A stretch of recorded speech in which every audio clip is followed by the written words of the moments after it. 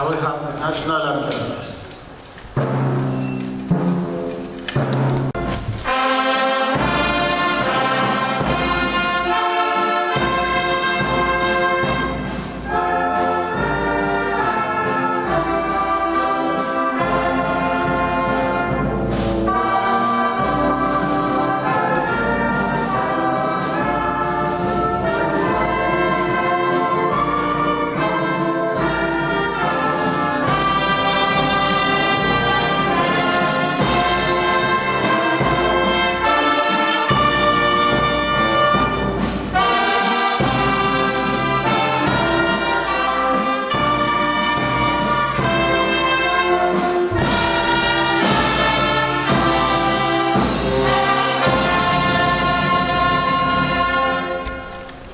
Your Excellency, the Vice President,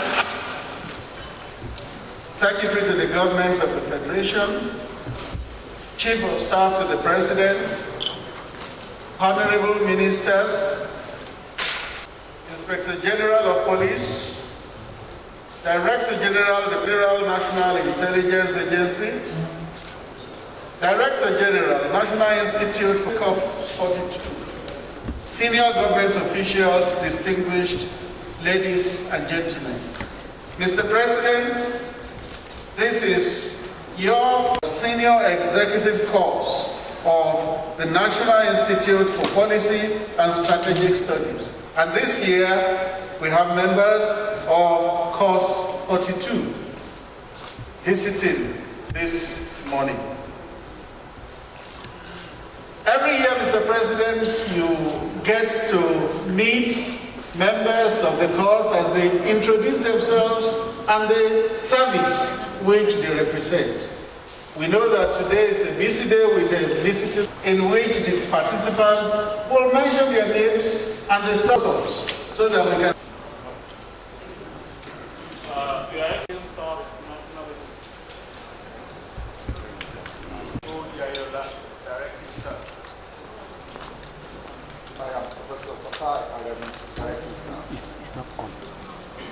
I am retired Group Captain Muhammad Gumi, Director Staff.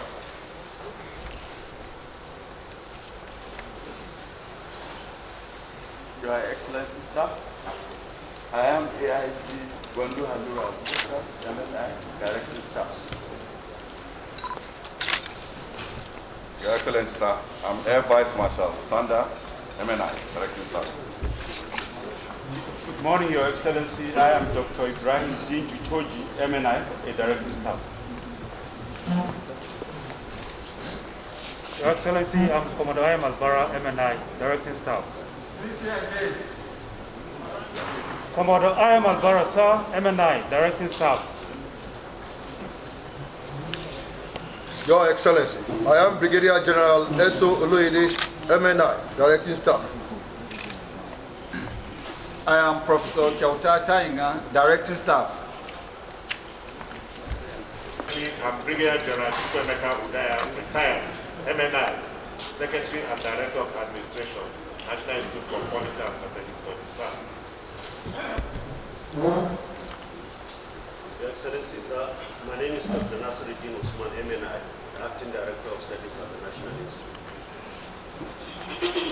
Your Excellency, sir, my name is Professor Doom Pamsha, the Director of Research of the Institute. Your Excellency, I'm Dr. Emmanuel Sambomama, MNI, National Institute Librarian. I am Mrs. Abayo Mibolaji, a participant from National Agency for Food and Drug Administration and Control. I am Colonel M.K. Sanda, sponsored by the Nigerian Army. I am Professor Gladys Ahane, consultant physician, sponsored by the National Universities Commission. Your Excellency, sir, Dr. Usman Abba Rabi, sponsored by the President. Your Excellency, sir, I am Group Captain C.O. Olayera. I am sponsored by the Nigerian Air Force. I am the Monitor General of Senior Executive Course 42 2020. Sponsored by the National Commission for Colleges of Education. Thank you, sir. I am Nabatidia, sponsored by the National Assembly. I am Dr. Bari Yahaya, sponsored by the Defense Intelligence Agency. Your Excellency, Amina Yusuf Garba, member of the Niger, Sponsored by the National Universities Commission. I am the Registrar, Sokoto State University, and I am also the Deputy Monitor General of Senior Executive Course for June 2020. Sir, I am Colonel Hassan Begari, sponsored by the Nigerian Army. Sir, I'm Group Captain AC Usman, sponsored by the Nigerian Air Force. Your Excellency, sir, I am the Ambulance Successor, sponsored by Office of Health and Disease Service and Federation. Your Excellency, sir, I am Dr. David William, sponsored by the Taraba State Government.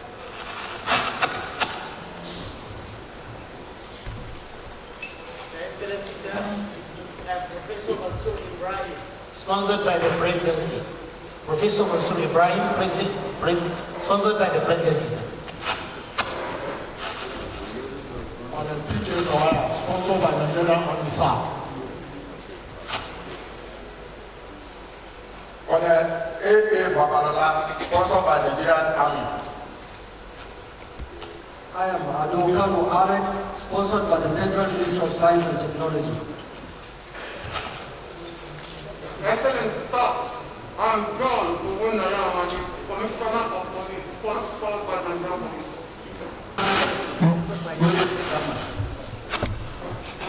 Your Excellency, sir, my name is Oluwole Michael, sponsored by the Office of Head of Civil Service of the Federation. Your Excellency, sir, I'm CPD Garanti, sponsored by Nigerian Police Force. Your Excellency, sir, I am Mohamed Abdullah, sponsored by the Department of Service. I am Odunayo Bahoku, sponsored by the Federal Judicial Service Commission. Dr. Etelba D.H. Munek, a Controller of Customs, sponsored by the Nigerian Customs Service. Your Excellency, sir, I am Ijawe Menike, Controller of Immigration, sponsored by the Nigerian Immigration Service. Your Excellency, sir, I am Favor Ngozi Uwani, the Permanent Secretary, sponsored by the State Government. Your Excellency, sir, I am Jola Adeyabi, sponsored by the National Institute. Your Excellency, sir, I am Dr. Eze Benito, Assistant Commandant General, sponsored by the Nigerian Security and Civil Defense Corps. Your Excellency, sir, I am Bashir Mohammed Idris, Tarkinadi Zawara, sponsored by the President.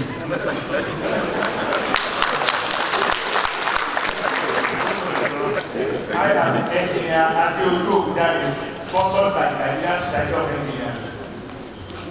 Your Excellency, I am Pharmacist Ahmed sponsored by the Pharmaceutical Society of Nigeria.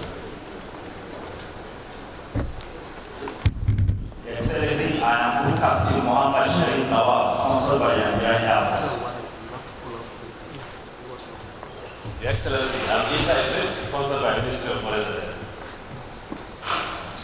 Your Excellency, sir, my name is Haruna Aliko, sponsored by the Ministry of Foreign Affairs. Your Excellency, sir, I am Moses Toleman, Permanent Secretary, sponsored by the Federal State Government.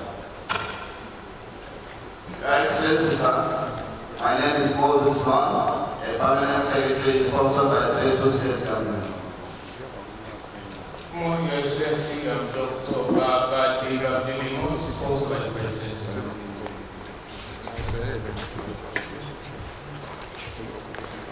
Your Excellency, I'm Controller Francis Enoborio Sagede, sponsored by the Nigerian Correctional Service.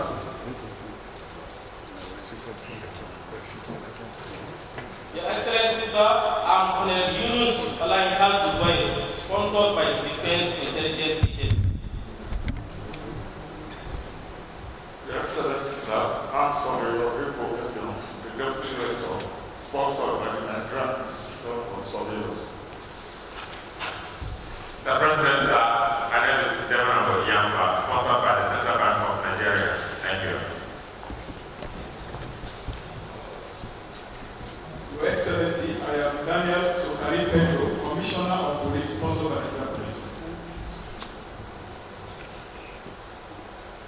sir, I'm Controller of the Life and sponsored by the Nigerian Customs Service. Your Excellency, sir, I am Chile Okoroma, is Director sponsored by Economic and Financial Times Commission. Your Excellency, sir, I am Parley sponsored by the Nigerian National Petroleum Corporation. Your Excellency, sir, I am Permanent Secretary sponsored by the State Government. Your Excellency, I am Imam Permanent Secretary sponsored by the State Government.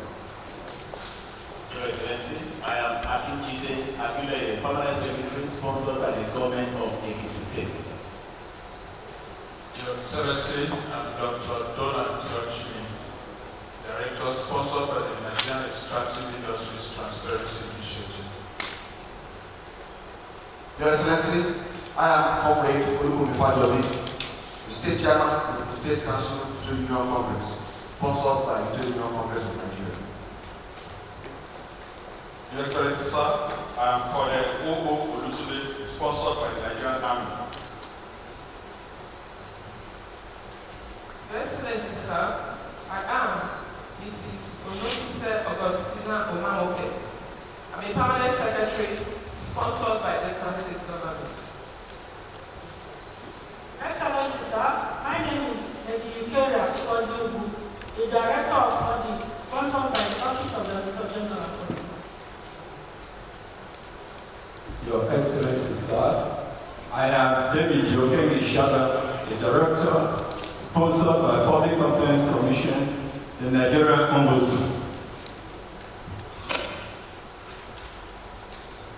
I am Colonel Mukhtar Mato, sponsored by the Nigerian Army. I am Colonel Oba Agbade Amino, sponsored by the Nigerian Army. I am Commissioner of Police Ali Ejanga, sponsored by the Nigerian Police Force. I am the Lazarus Gaza, a Director sponsored by Federal Capital Intelligence. Your Excellency, sir, I am Henderson, sponsored. Your Excellency, sir, Navy Captain Abdulaziz Zubair, sponsored by the Nigerian Navy.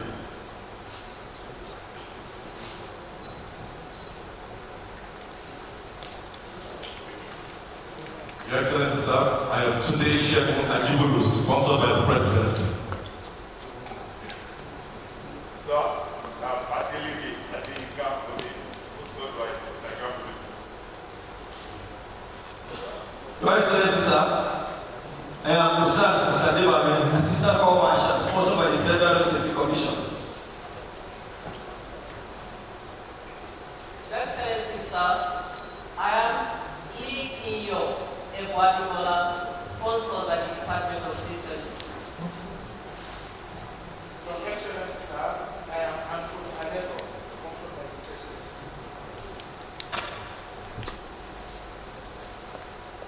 Your Excellency, sir, I am Navy Captain Abubakar, sponsored by the Nigerian Navy, the Secretary General of Senior Executive Course 42, 2022. Your Excellency, sir, I am Dr. Uchi Odo, the immediate past president of the Charter Institute of Banks, sponsored by the Charter Institute of Banks. Your Excellency, sir, my name is Muazzam Isadusi, a Permanent Secretary sponsored by Kano State Government. Your Excellency, sir, my name is Atka Balani, sponsored by the National Council for Women Societies. Your Excellency, sir, my name is Ikechi Lawrence Oyebi, Director, sponsored by the Office of Head of Civil Service Operation. Thank you. Your Excellency, sir, I am Navy Captain Sylvester Bassett Otaro, sponsored by the Nigerian Navy. Your Excellency, sir, my name is Omeda Abdulkarim Suleiman, a Permanent Secretary sponsored by Kogi State Government. Your Excellency, sir, my name is Mrs. LG Kangiwa, a director sponsored by the Ministry of Foreign Affairs. Your Excellency, my name is Sheikh Agaka, Director General, sponsored by the Manufacturers Association of Nigeria. Your Excellency, sir, I am Blue Captain Ushku Papara, sponsored by the Nigerian Air Force. Your Excellency, sir, I'm named Captain A.O. Kukunjiro, sponsored by the Nigerian Navy. Your Excellency, sir, I am Commissioner of Police, Obey Echebe Rulo, sponsored by the Nigerian Police Force. Your Excellency, sir, I am Colonel Richard Lojo Pan, sponsored by the Nigerian Army. Directing staff.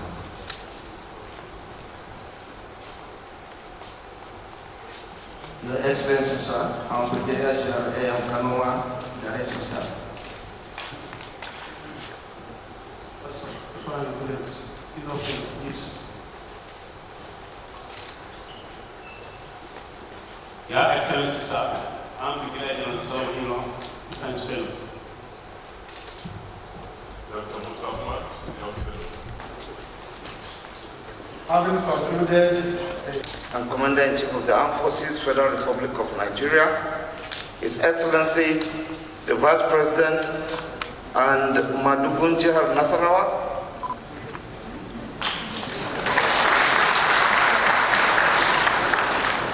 Secretary to the Government of the Federation, Chief of Staff to Mr. President, Honorable Ministers, National Security Advisor, Inspector General of Police, Director General, Department of State Services, Director General, National Intelligence Agency, Chairman, National Population Commission, senior government officials, director staff of the National Institute, participants of the Senior Executive Course 42, 2020, distinguished guests, ladies and gentlemen. Your Excellency, sir, may I, on behalf of the management staff and participants of the Senior Executive Course 42, 2020 of the National Institute, express our debt of gratitude and rare sense of privilege and honor to you for accepting to receive us at these challenging times. God has always provided leaders at various points in history to deal with certain daunting challenges. We are grateful to God for providing this country with a strategic and purposeful leadership at this point of the nation's history. We congratulate you, sir, for the leadership you are providing in the management of the pandemic of COVID-19. We thank you for the enormous investments in the people of this country through highly commendable programs designed to take many Nigerians out of poverty. One can only imagine the magnitude of the outcomes if these investments were not made.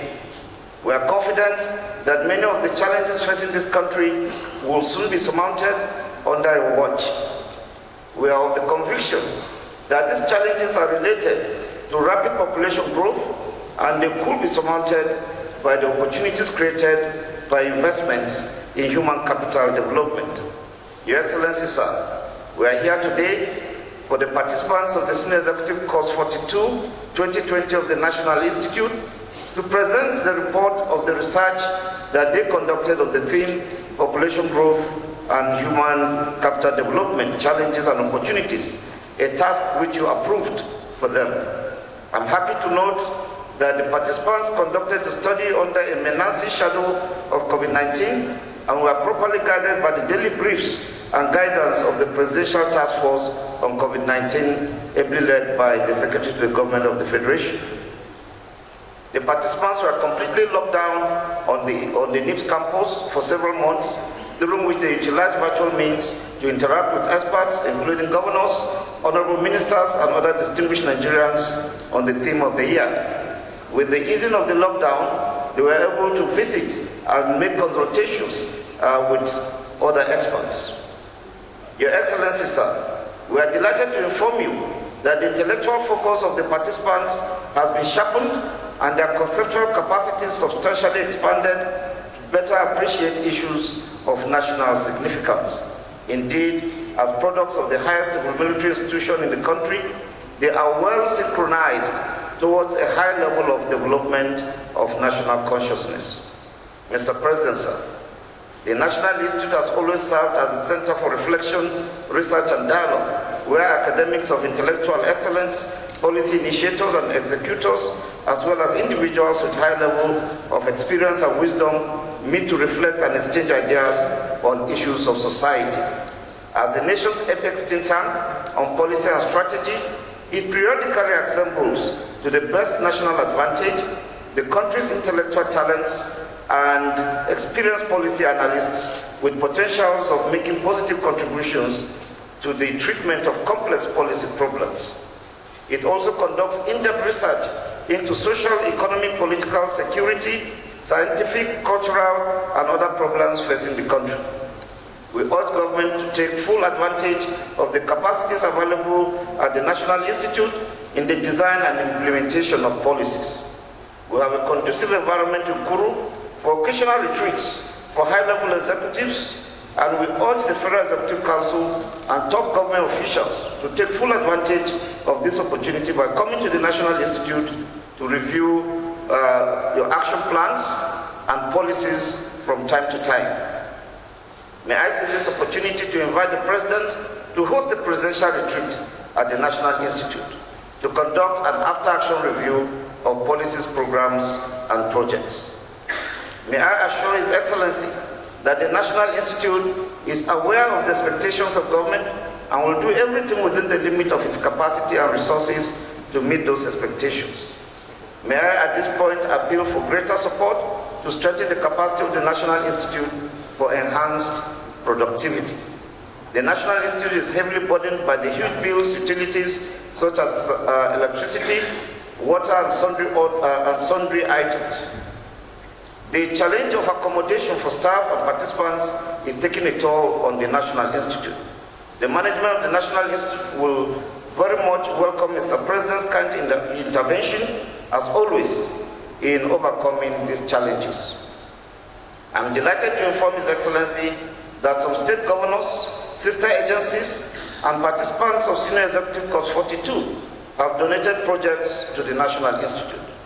The Guangzhou Automobile Group Company, GSC, under the leadership of Chief Dr. Diane Chen, has donated a new SUV to the National Institute and has offered to build our proposed Center for China Studies. May I also bring to your attention the tremendous capacity building and equipment support to the National Institute by the Development Research and Project Center. These contributions have gone a long way to ameliorate some of our challenges. We are very grateful to the Vice President for his prompt attention towards the smooth running of the National Institute. We equally appreciate the interim chairman of the governing board of the National Institute, General Oloni Shakin, for his guidance and unceasing support. Finally, Your Excellency, I wish to express the heartfelt gratitude of the National Institute to you for granting us this audience despite the very tight schedule. It is our fervent prayer that the recommendations coming out of the study report of the Senior Executive Course 42 will receive prompt consideration. Thank you very much for your kind attention, sir. May God bless the Federal Republic of Nigeria.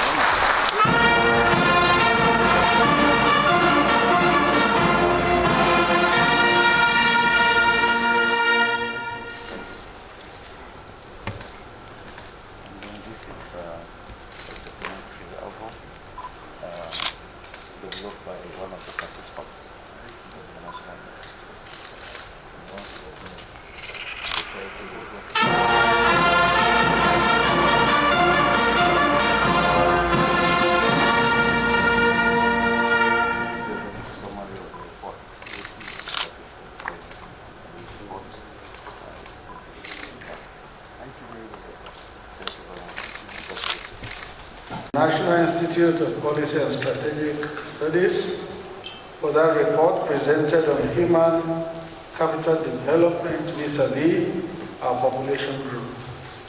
We have members, some members of the Federal Executive Council here, who are going to interrogate the report, will make questions, they will make interventions. If there are questions, they will ask.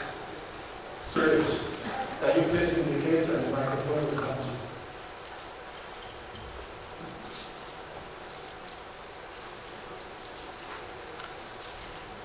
Okay, Minister for Labor and Employment. Members of the Executive Council, our visitors, degree visitors, service chief, Mr. President, I want to join you in welcoming your guests and also to thank them for the beautiful paper they have presented on population, its growth, and human capital development in Nigeria. Challenges, as they say it, and the opportunity that exists too. I'm going to make just 5 interventions. And I start first by those things I agree with completely. And I also go to those I don't agree with. First, let me thank you for talking about the census. The norm is every 10 years, and it helps us to get accurate figure for our data, so that we can plan well in terms of even the social amenities you give to a citizen, in education, in health, in water supply. So Nigeria has not been consistently relying on statistical extrapolation by rates, which is not the best. We use this benchmark application each time. So I agree with you that that's a problem, but we also know that a census, going to a census, a lot of funds are required. And I'm not making excuse for this particular problem, but you know where we are with our revenue receipts in terms of using the volume of oil and U.S. sales as a mono-economic country dependent on petroleum, and the rates itself having moved down from 120 down to $40. So I agree with you on this, and we can only pray that if things change, this also be done. Your thoughts on education, the curriculum, changing it. The government agrees. We have done a lot in terms of STEM, and the science education, and technical achievements.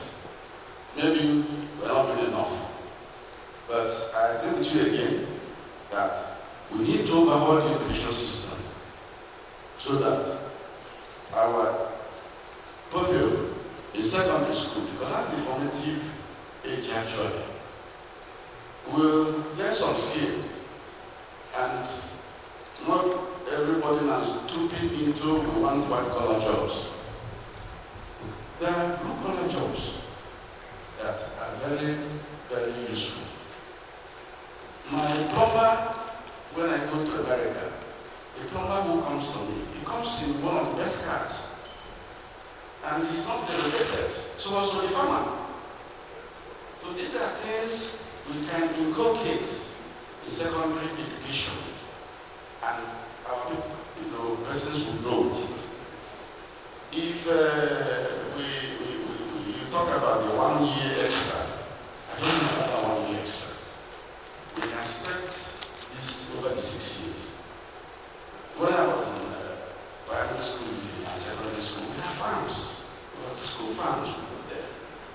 We also do some other things in the secondary school. So creating a I don't think yes. I go again to the lack of labor market information system. Again, I agree with you.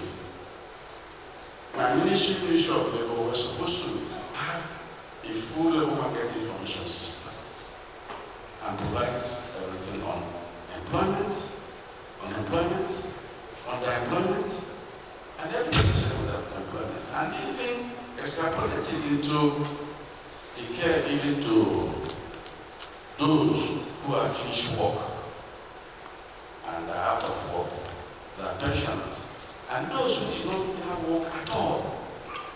So I agree. Again, funding is a problem here. Funding. And the development partners, the ILO, with them thinking they will fund us properly, but we are not getting what we wanted. So maybe we have to look in also. I agree with you there. Constitutional impediment to your work. I don't agree. I don't. Yeah, the schedules 24, I think 24B for MPC, National Competition Commission, gives you a role. The same constitution goes elsewhere and says local government can do this. It's not in that area alone that the constitution says that. So I don't think there's a conflict. If you go to the constitution, primary education, primary, it's local government. Water and sanitation is local government. I think the authors of the constitution did this because I'm not speaking for them, I'm not really praying for them, but the people are in the states and are in the local government and in the wards. That's what they are. So your role is to synchronize synergistically, work with both state government and the local government structure. There was a time you put in a demarcation, and what you call it again, just enumeration. I was not known. You have commissioners, one per state. The commissioner for Anambra State came to me as governor, and we said we will assist in all those things. The principal secretary to government was the one to protect them. So they had the problem with him, and the whole operation like this. Till I got the local government chairman, they had somebody they call local chairman of chairman, and another commissioner in charge of local government. That was when it took off. So you can't really do away with the local government structure. You can't. And I don't see any big conflict there. Even in NMIC, that's the national identity card you're talking about, they are established by act. Synergistic working. Again, that is what it is. But even if there is a conflict in role, the constitution supervenes.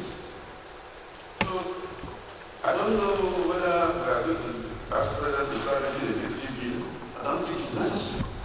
But if you feel too strong about it, the National Assembly is doing constitutional amendment, and as a body you can present what you feel to the Constitutional Amendment Committee. So this is my take on this. Again, I go to the draft bill, but yes, SGF is here, so let me leave him to take care of himself and the assignment you give him for it to him. I won't protect you, SGF.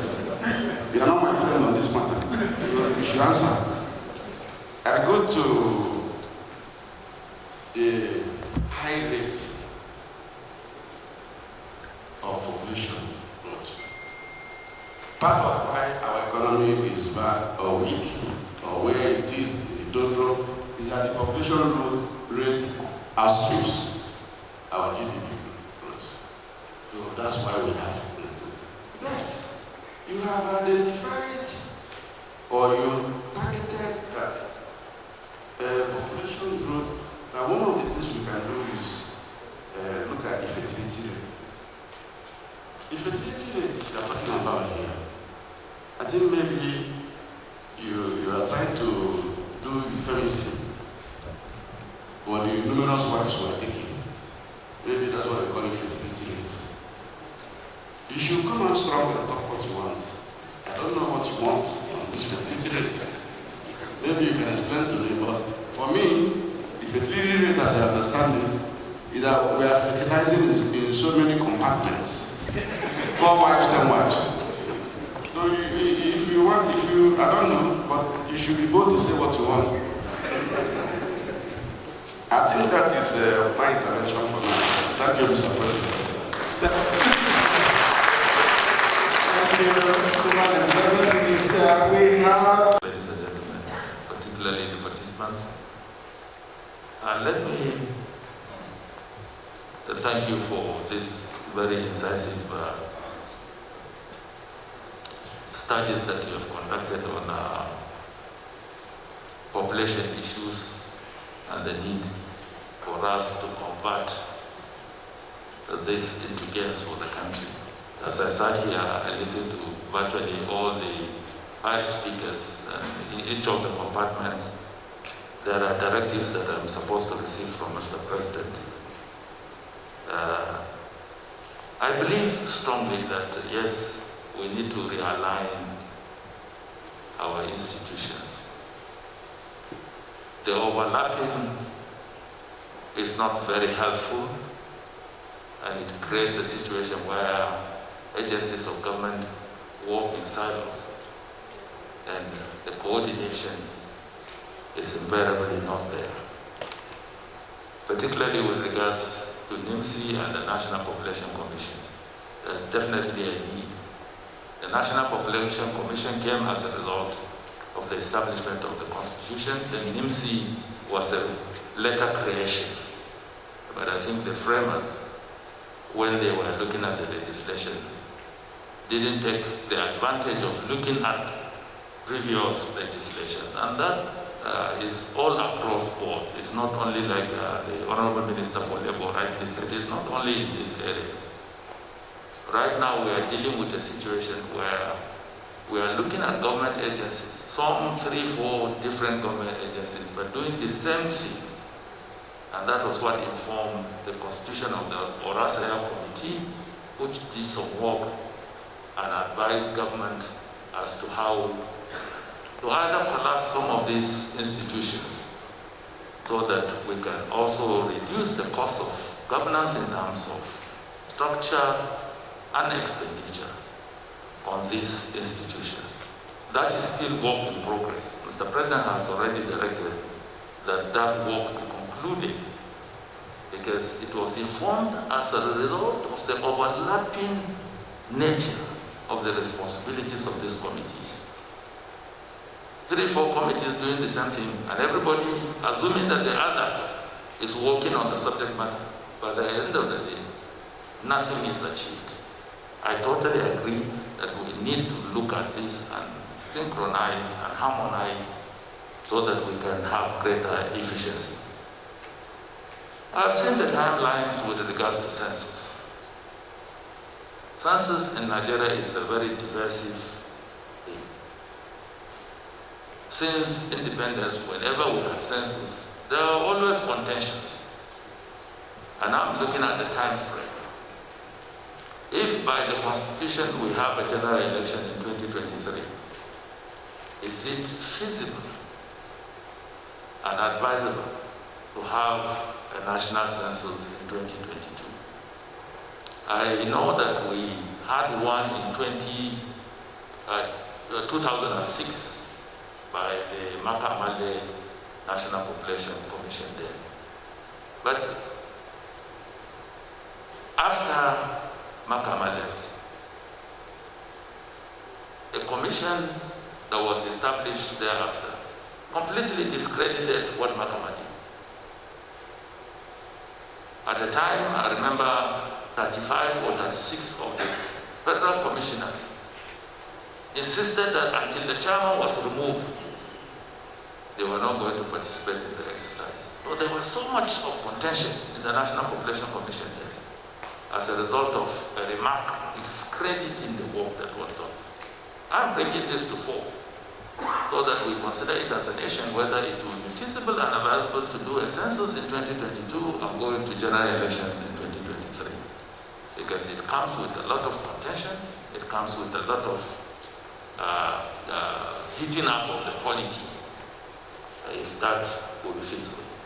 Lastly, I think it's not the enumeration of the numbers that is the problem, but the infrastructure that ought to be in place so that census does not become a ritual. It becomes a continuous exercise on a daily basis that people are registered. Because we make it a big event, that is why it comes with contention. I believe one of the strong recommendations I would have liked to see in your report is how do we strengthen the National Population Commission. Right now, I interact with them. They are not in the best of state, except for efforts and resources that they get from the development partners. We are not resourcing the National Population Commission in the manner we ought to do, like it happens in other clubs. So that the question of our numbers and where these figures are gotten from does not become a contentious matter every time we talk about our population. Because it has direct consequences to representation even in Parliament, to how resources are distributed from the Federation account. So I think fundamentally we need to deal with the infrastructure so that if we conduct census into the future, that infrastructure should be able to absorb the figures so that we do not make it a routine ritual every time. Thank you, Your Excellency. Thank you. Mr. Vice President, all protocol observed. I think I want to make some two observations. One, I noticed the participation of participants, probably 70% of the economy is not there. There is no participant from the Ministry of Agriculture and also even from the state. I think we will correct that so that we maintain that balance. Secondly, I find it always funny, we talk of, when you come to education, we talk of mathematics, engineering, and so on and so forth.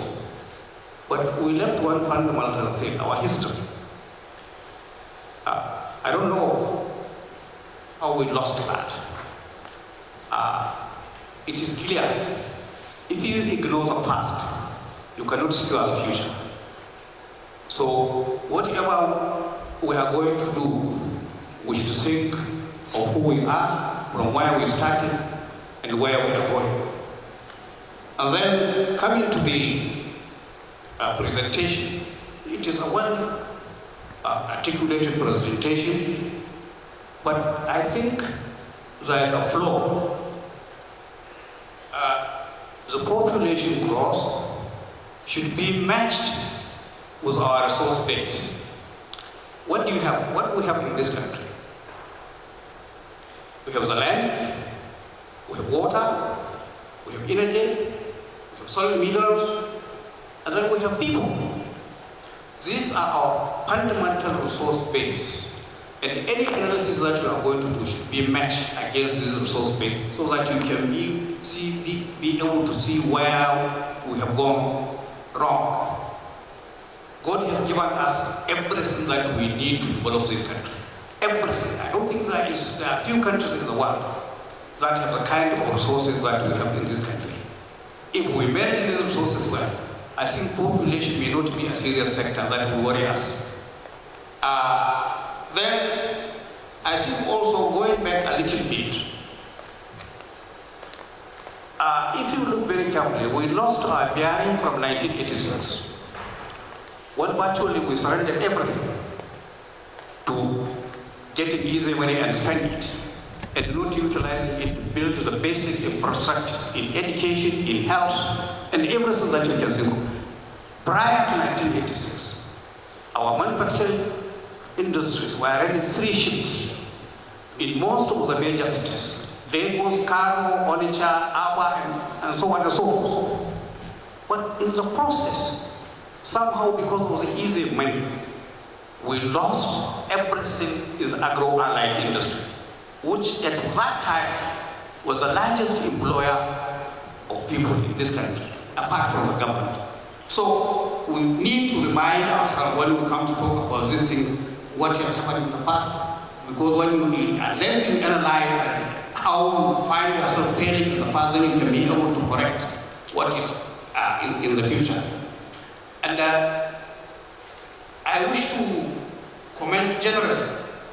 Unfortunately, Mr. President came into power when all these problems have matured and they are just protruding their ugly heads, and he has to contend with them.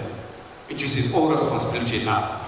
But taking into consideration the amount of investments that this government has done in the agricultural sector and even in the education sector, I think is enormous and needs to be looked at seriously within the limited resources that we have. I think that's the rest of the case. Thank you very much. Thank you, Minister, for great presentation. So that I can avoid what everybody else has said before me. I think this study and the presentation is excellent for the most part. Part of the problems that I have with it is that it's not holistic and not bold enough. For example, the recommendation to update and revise the draft national population policy is a good one because it's already dated. But I think the bold step will have been really for us to move in the direction of a national human capital development policy, because that's really the thrust of the challenge that was thrown by Mr. President to the participants. National population, but opportunities, challenges and opportunities for human capital development, because many of the challenges we are facing as a nation, youth unemployment, loss of school children, really is about the priority of the nation, which should be on human capital development as the solution to addressing some of these key problems. I do agree that the need for statistics and data needs to be upgraded.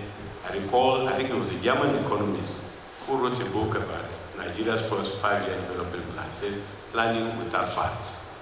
And we have to move from planning without facts to planning with more facts and updated facts. And we should not be shy to really engage development partners, not only in our population study, but human capital development, human development report, which is one of the major contributions of the UNDP, for example, to the addressing of the challenges facing countries. Because it's not just about physical security. You can have the physical security of the people, but on the development of their human capacity development.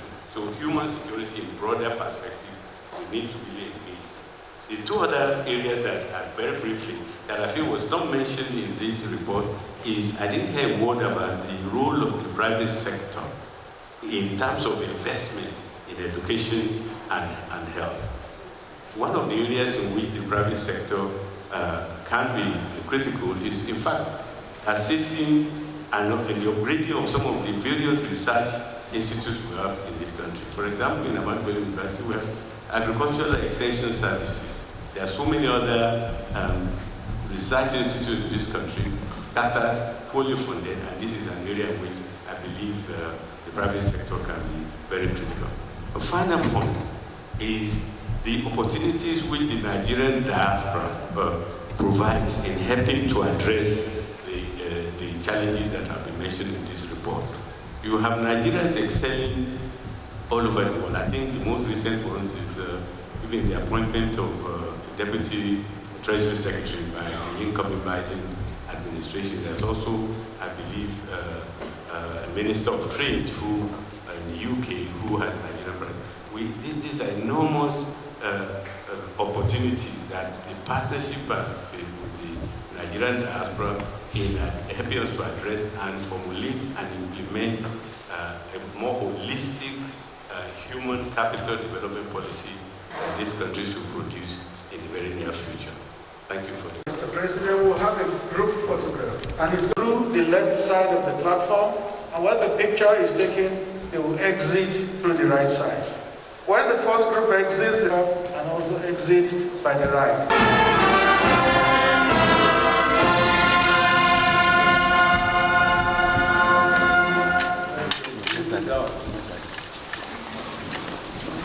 Secretary of the Government of the Federation, Honorable Ministers, National Secretary by the Inspector General of Police, Director General Department of State Services, Director General National Intelligence Agency, Director General National Institute for Policy and Strategic Studies, and his management team, senior government officials, participants of Senior Executive Code 42. I'm delighted to welcome the participants of the Senior Executive Code of our most prestigious institution, the National Institute for Policy and Strategic Studies School. Let me commend the management and staff of the National Institute for managing the participants through the challenges of global pandemic of coronavirus. I have listened attentively to your presentations on population growth and human capital development, challenges and opportunities. I am pleased with your recommendations and implementation strategies. I have no doubt that you have evaluated the theme given to you. I can assure you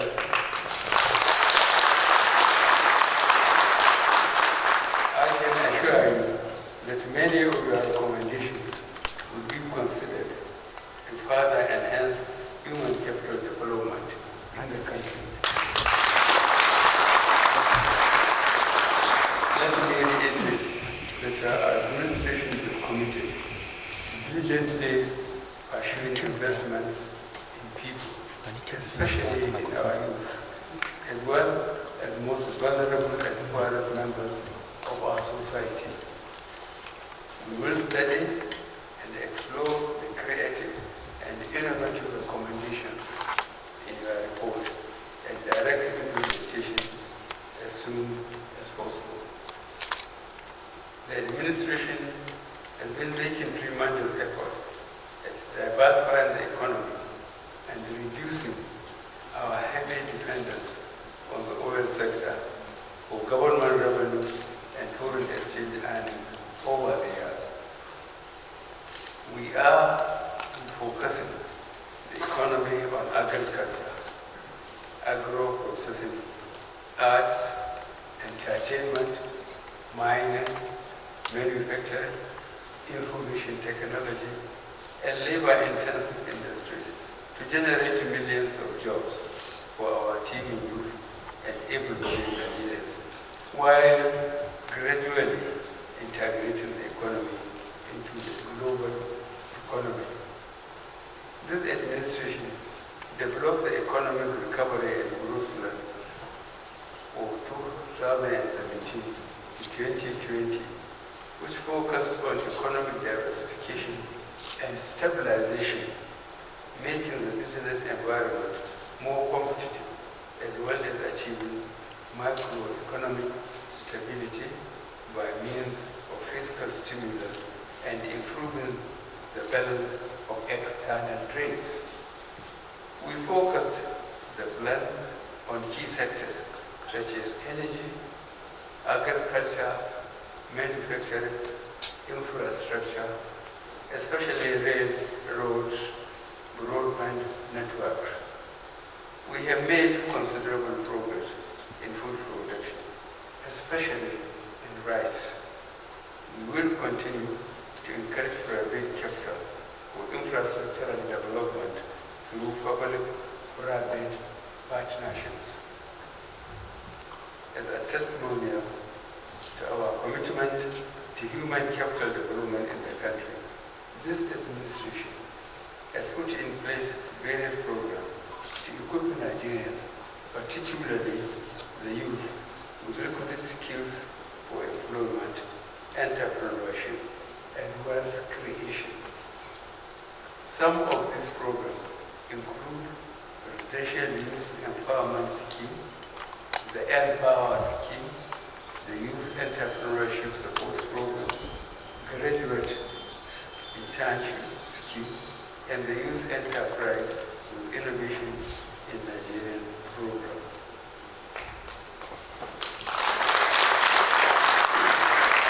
Furthermore, the federal government has recently taken steps to harmonize all operations related to technical and vocational skills developed by all ministries, departments, and agencies. This has culminated in a new partnership between the Industrial Training Fund and Nigerian Employers Consultative Association under a special initiative called Technical Skills Development Project. In addition, government is implementing the Special Public Works Program to provide employment opportunities to 774,000 youth across the 774 local government areas of Nigeria. We have also recently introduced the 75 billion naira Nigerian Youth Investment Fund, of which 25 billion naira had been provided in 2021 budget. All of these are consistent with our policy of positioning the youth for strategic leadership in different fields of endeavor. Let me once more commend the management and members of faculty of the National Institute who, within these diverse participants of Senior Executive Course 42, to focus on a theme and present a report as experts on the subject matter. This is quite impressive. I congratulate you for your patriotic efforts. The contribution of the National Institute to human capital development at the strategic level over the years is worthy of commendation.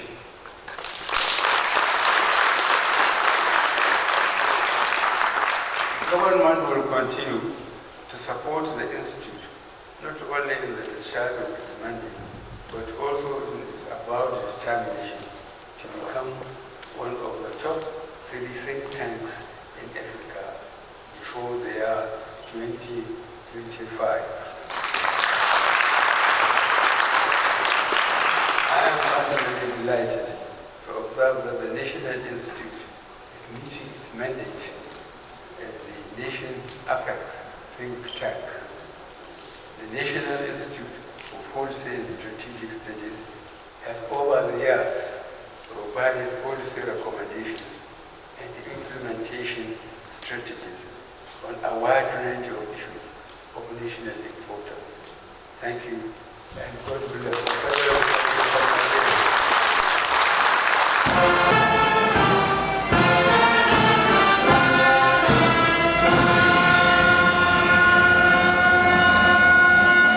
Thank you, Your Excellency, Mr. President. Shall we be seated?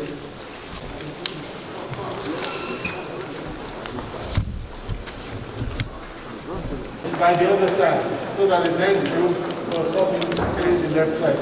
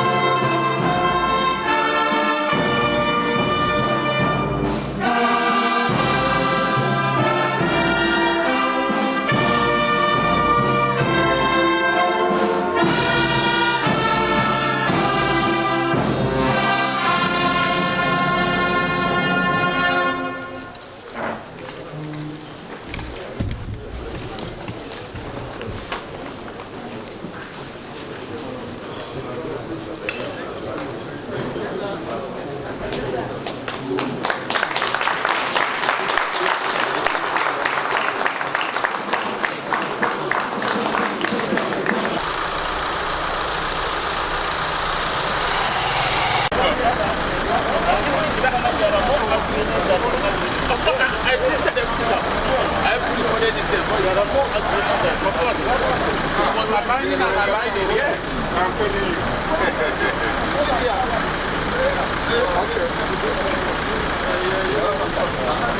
Okay.